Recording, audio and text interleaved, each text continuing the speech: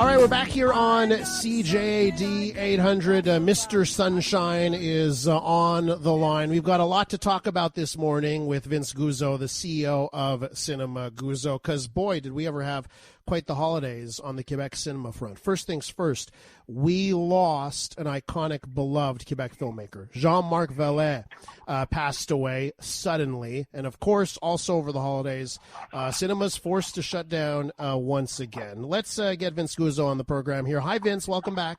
How are you? Doing okay. Listen, first things first, I do want to talk a bit about Jean Marc Vallée. You know, you posted some thoughts on social media about his passing, and I just love to hear your thoughts on what Jean Marc Vallée meant to Quebec cinema.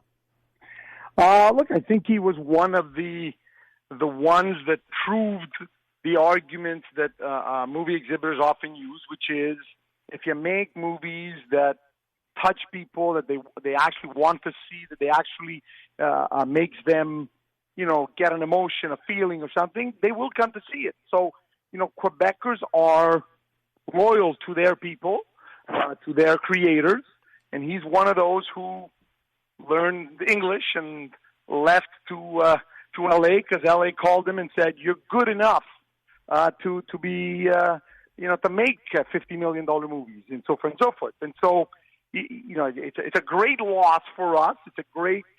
He was a great ambassador for Quebec movie makers, and he was a great voice when it came to speaking to governments or ministers of culture who don't understand, what it takes to create movies, and what is the economic downfall or the economic benefits of making Quebec movies with huge budgets and so forth and so forth and so forth. We've lost an ambassador, like I said, and in my case, a bit of a friend, but it is what it is, I guess. And Vince, you at times in the past, you've been critical of Quebec cinema and the films that are coming out of the Quebec film industry. Genre, that's right. Yeah, I was critical of, and you have to remember, I wasn't critical of that was a bad story or that was a bad script or that was a bad movie.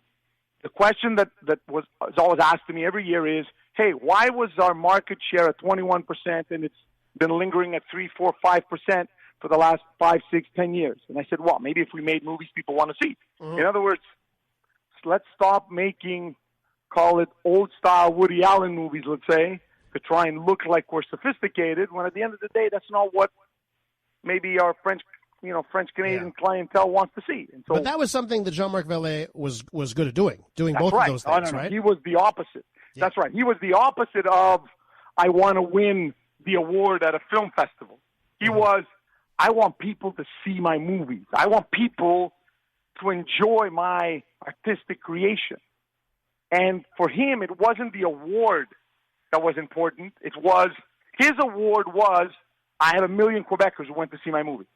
That's my award, right? Versus other people is, no, I want to win that little golden bear from Germany, even if it's only 10,000 people saw my movie. Yeah. All right, Vince, listen, you're on this morning, and we absolutely have to talk about the latest closures, restrictions that are in effect for COVID-19. Something else you've been very vocal about on social media. Vince, I'll just start off by saying, in around 35 minutes' time, I'll be joined by a doctor who's on the front lines, who's seeing what the situation is with the hospital beds and who sees the situation in ICUs. And I know I'm going to hear a completely different side of things. But you are frustrated. It's not lost on me that you run businesses that rely on patrons and bums in seats. So give us your thoughts here on the current state of affairs. My frustration, you have to remember, Elias, part of my frustration comes from we hear one thing and something else is done. So first of all, I want to answer a question. There was a caller who called in or I believe said to you, it doesn't take a bright guy to realize that you don't open a movie theater during a pandemic. Well, the answer is that theater started construction in 2019. I called public health end of November, early December to make sure, what's the situation like? Are we going to reclose theaters? Can I open this new theater? Is it going to be okay, or it's just I might as well wait till next year? And the answer for public health was, We were not supposed to close you down in 2020. Mm-hmm. And they did. But this time around, while the cases are going to be higher, we will have a lot less deaths and hopefully a lot less hospitalization. So our recommendation is there shouldn't be a problem. So we open the theater.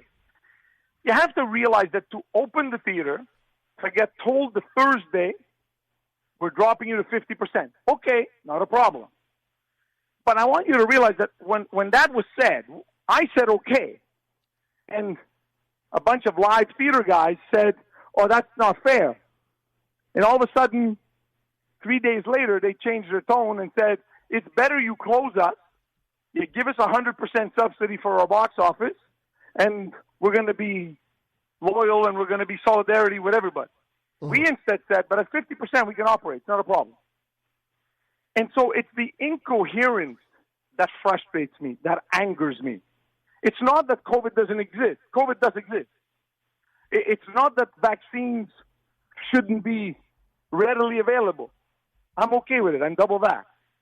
But what I don't appreciate is what you can do if we are really in a sanitary emergency. And this is where the definition is, Elias. What is a sanitary emergency? What defines a sanitary emergency?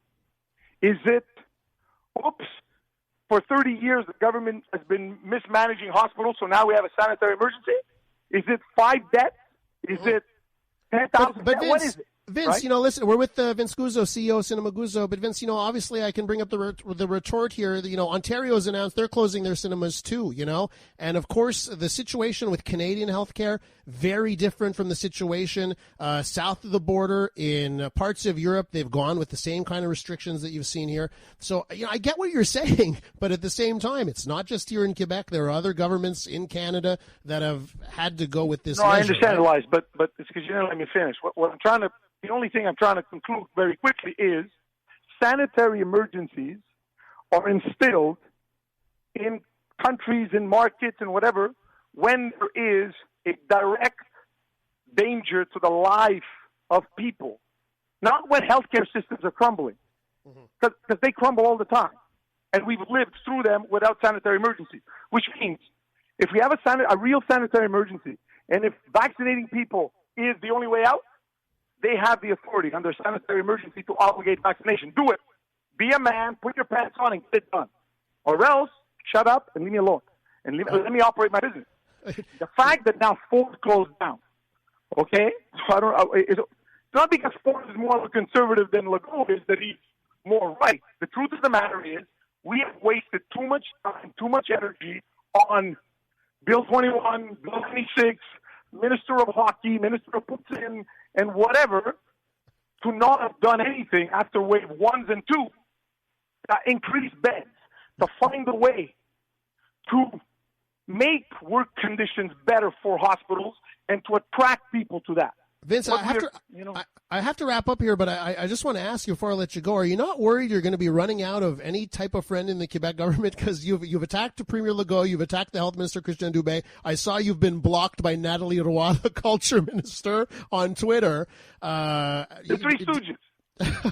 Well, but Vince, do you feel that maybe, I don't know, you got to change the tactic to more of the olive branch than getting everyone to block you or calling them morons? The problem is, Elias, that when you give an olive branch and you try and be nice to somebody who's going to lie through his teeth, right? It's very hard to trust people. Remember, 20 people, 10 people, 6 people. Can you remove the teleprompter? Because it's distracting me with the message I'm supposed to be reading, but I want to give you another message right now. And then that message that was on the teleprompter, I'm going to deliver in a week from now before New Year's Eve and put the curfew in. The incoherences need to be, and I would like a Ruta back. Trying to remember something. Supposedly all of these decisions come from public health. The only guy I'm not beating up is the guy from public health. Why? Because I'd like to have him back in the National Assembly, ask him questions under oath, and I want to hear again. I never asked the closure of theaters or cinemas. It's a political decision. Vince, we got to leave it there. Stay tuned in half an hour's time. I'm going to get a doctor's take on the situation because I'm sure he'll have something a little bit different to say. But I do appreciate you coming on, and I do appreciate your insight. Thanks so much. Thank you. Bye-bye, Les. That is the CEO of Cinema Guzzo, Vince Guzzo.